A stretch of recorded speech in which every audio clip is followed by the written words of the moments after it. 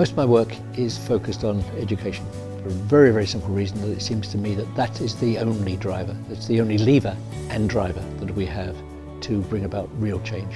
I no longer believe that politics as currently operated, or democracy as we have decided to interpret it, is going to provide us with very many answers. I think it's going to have to come from people, it's going to have to come from their values, from their motivations, and from their very clear understanding of the nature of the challenges and threats and opportunities that the 21st century offers. Change in education is driven by people for whom the educational experience has been a poor one.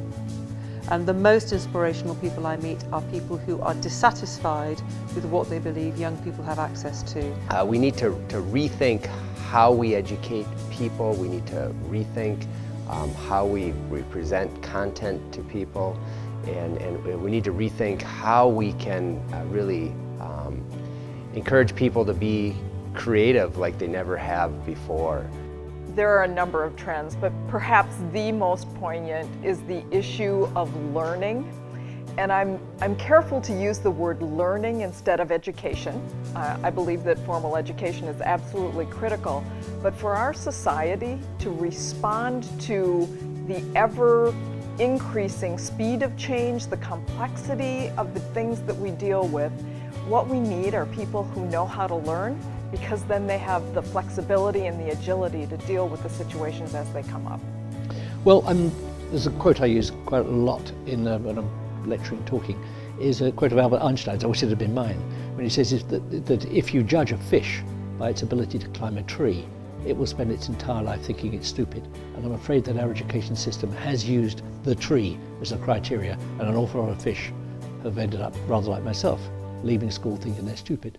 We've got to be far more savvy about understanding what the potential of each individual young person is and optimizing it. We haven't done that well. We've also then got to begin to map that against what our needs are, in terms of the type of people we need, the type of skills we need, the type of capacities we need to address the nature of the future challenges. So it's both of those things. It's understanding that we are educationally suboptimal, and that's actually putting it kindly. I would actually go further. I'd say we've educated ourselves. We've got an education system that just doesn't work, and then beginning to look at, well, what do we need? What type of intelligence do we need? What type of skills do we need? What type of people do we need in order to navigate what's going to be a very, very, very difficult century? It would be helping people learn to learn, which is a really different approach.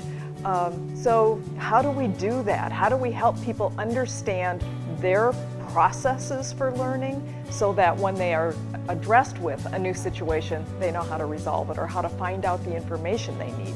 You see young people move so fast that you see change almost instantaneously, and it's so rewarding.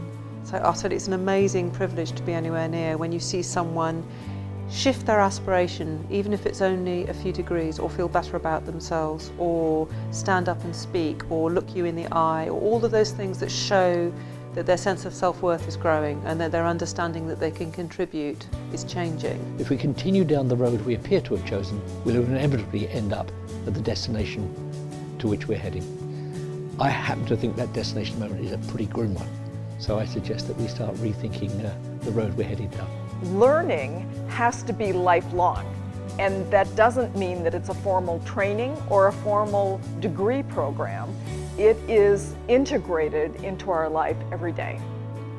Some of the projects and processes that I've experienced that I believe have been quite successful are those projects that integrate student learning, whether it be in K-12 schools or the universities, and integrate that with business and industry applications.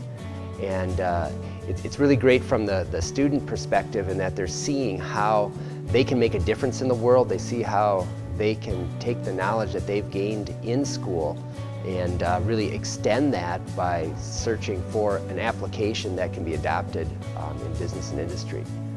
Every day, as I interact with students, I'm inspired, and I'm inspired by the energy that they bring and the optimism that they bring to their own future. I'm inspired to do the job that I do in working with the next generation of scientists, because it enables me to see a great reward, experience a great reward. And as I spend time with students, I see their development, and not only on a personal level I see their development, but I also see their development as they become bigger thinkers about